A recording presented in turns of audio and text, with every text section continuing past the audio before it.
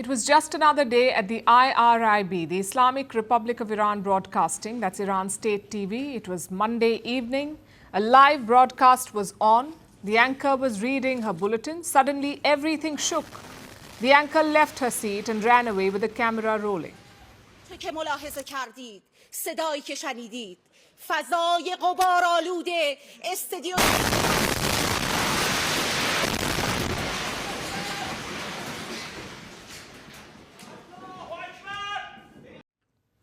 I'm sure you know what happened here.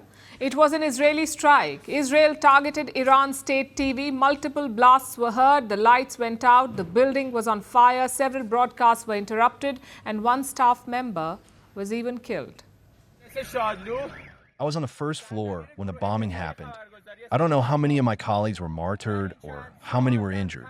They had told us to evacuate the area, but everyone stayed until the last moment to show the world the image of Iran's power. Something the Zionist regime doesn't want.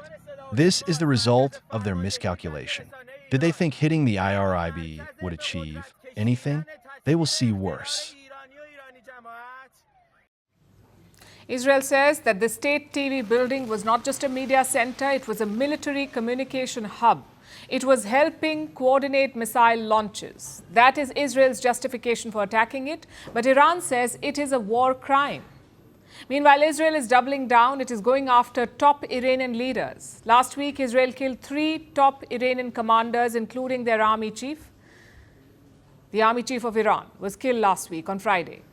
Tehran quickly appointed a replacement, a new wartime military chief. Today, Israel killed him too. His name is Ali Shadmani. Shadmani headed the Khatam al-Anbiya Central Headquarters. This is Iran's military emergency command. And he was appointed just 4 days ago. Because like I said, last week, Israel killed this man, Gholam Ali Rashid. He was in charge of the command, killed on June 13th. So Ali Shadmani was appointed. He was said to be very close to the Iranian supreme leader, which is why he was chosen for this post. But now Israel has eliminated him too. He was eliminated at the Iranian regime's headquarters in the heart of Tehran. Shadmani served as the chief of staff of the Iranian regime's armed forces and the man closest to Iran's supreme leader. He was appointed to replace the previous chief of staff, Gholam Ali Rashid, whom we also killed in the opening blow of the operation. Shadmani only managed to hold the position for 4 days, and we also eliminated him. Today is day 5 of the Iran-Israel war. The attacks are escalating on both sides. Israel is striking deep into Iran and Iran is hitting right back. And with every passing day, it looks worse. Last night and this morning, Israel targeted many sites in western Iran. There were explosions in Tabriz. It's a city in western Iran, also home to a major Air Force base. Just hours ago, 2 explosions were heard in central Tehran. Until now, Israeli attacks have killed 224 people in Iran. 224 people killed, another 1,200 are wounded. Iran has cancelled the leaves of all its doctors and nurses. They've all been asked to report to duty immediately. Meanwhile, in Israel, loud booms were heard in Tel Aviv and Jerusalem. Iranian missiles struck Herzliya. It's a commercial hub located in central Israel. There were no casualties, but videos show a massive cloud of black smoke. The fire service rushed to put out the blaze. Iran says it has also struck a Mossad center. Mossad is Israel's top spy agency. Tehran claims it was hit by their missiles. Israel is yet to comment on this claim. But their casualty figure is rising. 24 people killed in Israel, nearly 600 injured. So both sides continue to trade fire. And today, Donald Trump jumped in with a warning. This is what he said, the US president, and I'm quoting, "Iran should have signed the deal I told them to sign. What a shame and waste of human life." Simply stated, Iran cannot have a nuclear weapon. I said it over and over again. Everyone should immediately evacuate Tehran.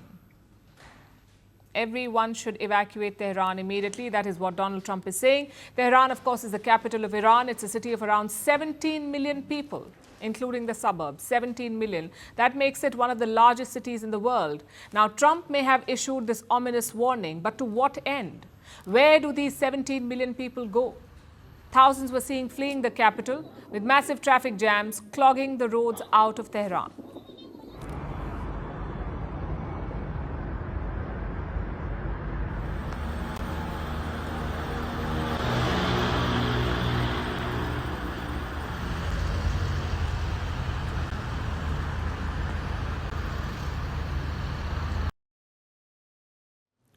So many people are trying to move away from the Iranian capital, and that includes Indian students. There are around 1,500 of them in Iran, 1,500 Indian students, most of them from Jammu and Kashmir.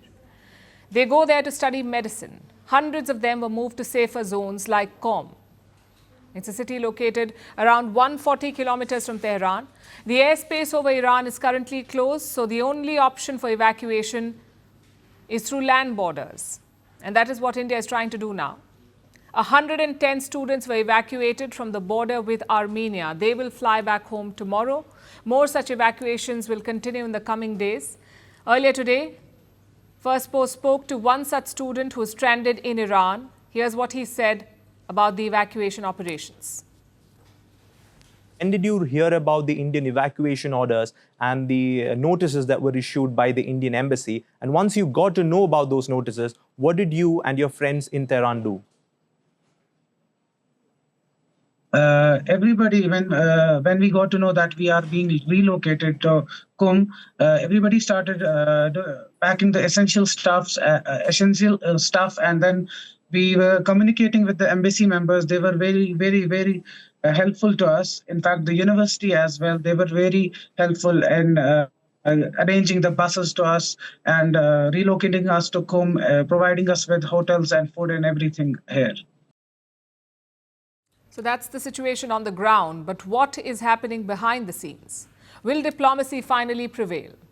Israel remains adamant. It says it is changing the face of West Asia. You're changing the face of the Middle East, and this can lead to far-reaching changes even within Iran itself. Meanwhile, US President Donald Trump says he wants a real end. What does that even mean? What is a real end? Well, listen to his statement. Can you elaborate? Looking at better than ceasefire. We're not looking for a ceasefire. I didn't say I was looking for a ceasefire. That was Emmanuel, nice guy, but he doesn't get it right too often. But we're not looking. We're looking for better than a ceasefire. What specifically is better than a ceasefire? An end, a real end, not a ceasefire. An end, or giving up entirely. Is That's that okay too. Are you close there? Is that possible in the next 24 months? Why not? Certainly possible. Complete give up. That's possible. So Trump is demanding a complete give up by Iran. But is that possible? He says it is. But as things stand, the Iran-Israel war is entering a new phase. One where there are fewer red lines and higher stakes. The question is not just when it ends. The question is how it ends and at what cost.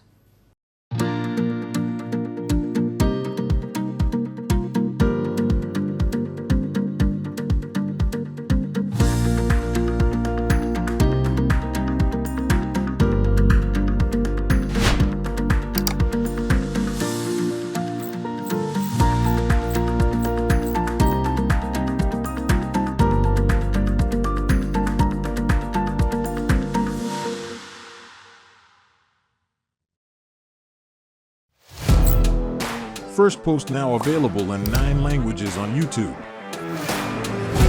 English, Stands at $36 trillion. French, Le FMI, comme German, Geschäftsführenden Direktor, Hindi, $30 trillion ka karj mo.